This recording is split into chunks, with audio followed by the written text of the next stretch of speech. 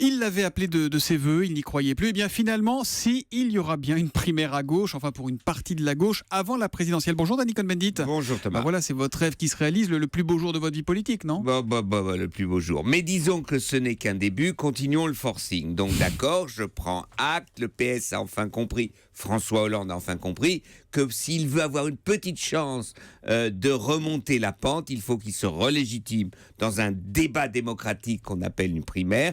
Tout ça, c'est bien, mais maintenant, il faut avoir de l'intelligence pour que, par exemple, Mélenchon, qui est sûr de battre François Hollande...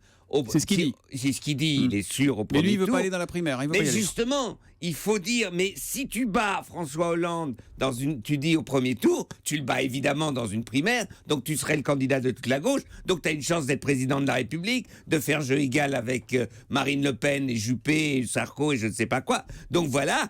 Il faut y aller, mon pote. Vas-y, Mélenchon, que tous y aillent. Cécile Duflot, Hulot, Yannick Jadot. Les écolos cadres historiques, ils ne veulent pas y aller non plus. Hein. Mais c'est oui, maigrelet comme les primaire. écolos cadres historiques, ils n'auront même pas les signatures. Donc, pour le premier tour. Donc, vaut mieux aller à la présidentielle. Donc, tout le monde va à la primaire. Et comme ça, la gauche a une petite chance de faire 30% au premier tour.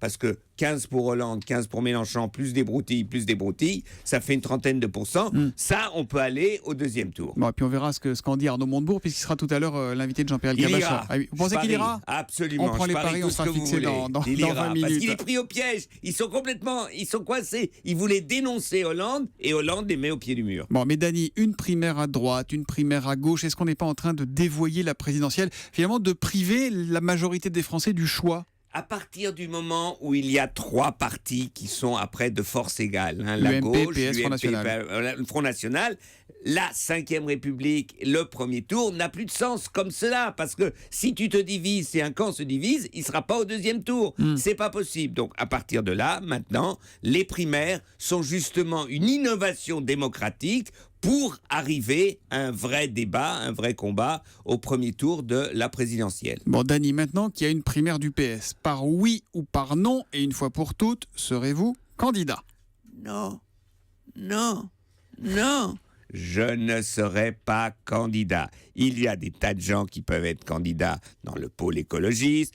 Yannick Jadot, Nicolas Hulot, Cécile Duflot. Mais Hulot, il ira jamais dans la primaire du PS, si ? Oui, mais si Hulot ne va jamais dans la primaire du PS, et si Hollande remporte la primaire du PS, et si Hollande l'appelle et lui dit « Écoute, tu vois les résultats, si tu es candidat, ça veut dire que j'ai aucune chance d'être au deuxième tour », Hulot réfléchira. C'est compliqué. Moi, j'aurais aimé qu'Hulot soit candidat, mais Hulot ferait un très bon candidat à la primaire. C'est comme ça. À partir du moment que la primaire s'ouvre, si elle s'ouvre, eh bien, alors, évidemment, il faudrait que Mélenchon vienne, etc., eh bien, Hulot devrait y aller dans une primaire, où alors il peut aller à la primaire de droite et de gauche en même temps. L'humeur de Dany tous les matins à 8h10 sur Europe 1. Dany qui est aussi là le soir, c'est le même, je vous jure, on l'a pas cloné, de 20h à 21h pour le Dany Football Club sur Europe 1. À tout à l'heure, Dany. À tout à l'heure, Thomas. Ciao, ciao.